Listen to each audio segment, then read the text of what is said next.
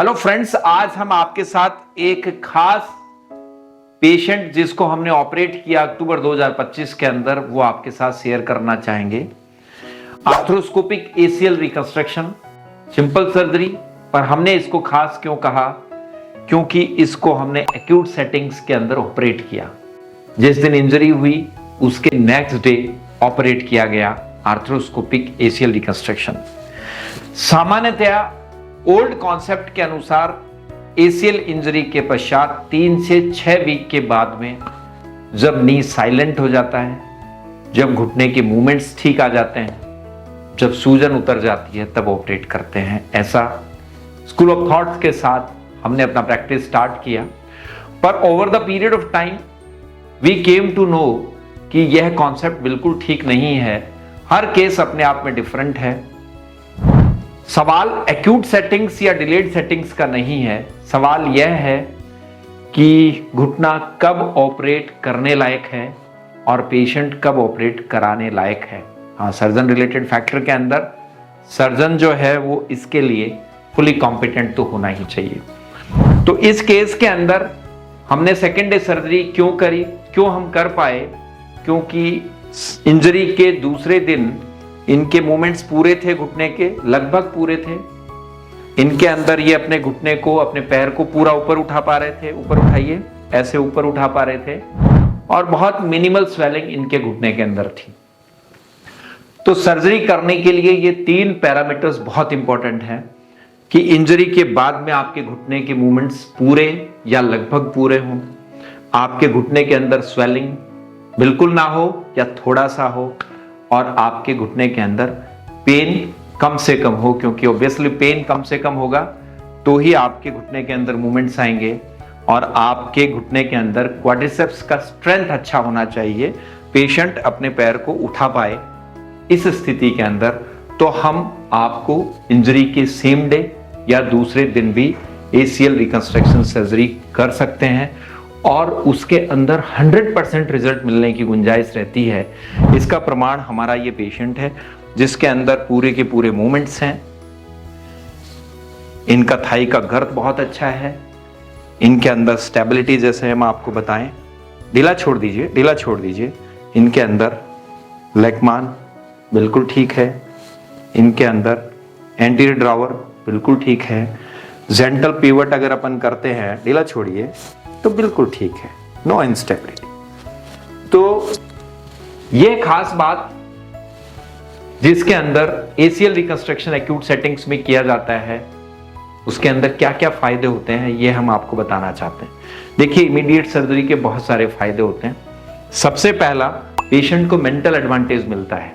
जैसे ही इंजरी होती है और एमआरआई कराता है, डॉक्टर ये कहता है कि आपको तो एसीएल टूट गया, आपका ऑपरेशन होना है। पेशेंट को एक बहुत बड़ा मेंटल ट्रॉमा होता है। तो यह मेंटल ट्रॉमा शॉर्टेस्ट पीरियड के लिए रहे, इसके लिए अपन उसको दूसरे दिन, तीसरे दिन या 3-4 दिन में ऑपरेट कर देते हैं, तो उस ड्यूरेशन को कम किया जाता है। तो मेंटल एडवांटेज पेशेंट को मिलता है। दूसरा पेशेंट को जो एडवांटेज मिलता है वो मिलता है बेटर कंप्लायंस का। पेशेंट रिहेबिलिटेशन के लिए, एक्सरसाइजेज के लिए, क्योंकि पेशेंट चोट के पश्चात इंजरी मोड पे होता है, तो वो आपके इंस्ट्रक्शन को बहुत अच्छे से फॉलो करता है और एक्सरसाइज ठीक से करता है, तो उसके अंदर रिजल्ट हमेशा अच्छे आते हैं। तीसरा, चोट के पश्चात जैसे ही एसीएल टूटता है तो बेसिकली घुटने में स्वेलिंग आती है और स्वेलिंग से ब्लड इकट्ठा होता है। तो उस ब्लड के अंदर साइटोकाइंस जो होते हैं, उनके कारण से घुटने के साइनोवियल मेम्ब्रेन में इन्फ्लेमेशन जो है वो स्टार्ट होता है और फाइब्रोसिस की प्रोसेस जो है इनिशिएट होती है। तो आर्थ्रोस्कोपिक सर्जरी जब करी जाती है एक्यूट सेटिंग्स के अंदर, तो आपका ब्लड जो है वो वॉश आउट हो जाता है और इन्फ्लेमेटरी मीडिएटर्स, साइटोकाइंस जो है वॉश आउट हो जाते हैं, उनका लोड जॉइंट में मिनिमम हो जाता है। तो फाइब्रोसिस के चांसेस इसके अंदर काफ़ी कम हो जाता है। चौथा, इसके अंदर जो घुटने के अंदर जैसे ही आपने ऑपरेट किया, घुटने ने अपनी स्टेबिलिटी को वापस अचीव कर लिया। तो जो इंस्टेबिलिटी की वजह से, जैसे मेनिस्कस है, कार्टिलेज है, उनके अंदर जो डैमेजेस होने की गुंजाइश रहती है, सपोज करिए आप 4 वीक या 5 वीक या 6 वीक निकाल देते हैं, पेशेंट चलता है, तो इंस्टेबिलिटी की वजह से कई बार आपके मेनिस्कस में और कार्टिलेज के अंदर इंजरी होने के चांसेस होते हैं। तो इस तरह के डैमेजेस को भी जो है वो अर्ली सर्जरी कंट्रोल करता है, होने की गुंजाइश कम से कम हो जाती है। अगला इसके अंदर एडवांटेज होता है कि आपका अर्ली रिटर्न टू स्पोर्ट्स, मान लीजिए कि या early return to certain activities जिसके अंदर वो इंजरी से पहले कोई जॉब करता था, कोई स्पोर्ट्स में पार्टिसिपेट करता था, तो अर्ली सर्जरी करेंगे तो ऑब्वियसली अर्ली रिकवरी होगी और अर्ली रिटर्न टू स्पोर्ट्स या अर्ली रिटर्न टू एम्प्लॉयमेंट या जॉब रिटर्न जो है उसका अर्ली हो जाएगा। इसके आगे भी कुछ एडवांटेजेस हैं, जैसे पेशेंट का रिकवरी फास्ट हो जाएगा, टाइम कंजम्पशन कम होगा, पेशेंट 6 वीक का गैप देने के बजाय जब तुरंत सर्जरी कराएगा तो 4-5 हफ्ते के अंदर अपने जॉब को वापस जो है वो रिज्यूम भी कर सकता है।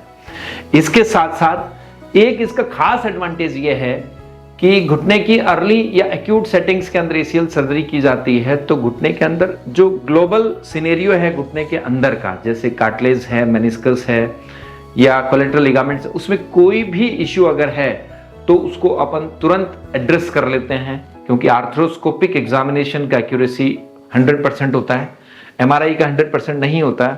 इसलिए अपन तुरंत अगर आर्थ्रोस्कोपिक एसीएल रिकंस्ट्रक्शन करते हैं तो सपोज करिए मेनिस्कल टियर है तो तुरंत उसका ट्रीटमेंट इसके अंदर अपन कर पाते हैं।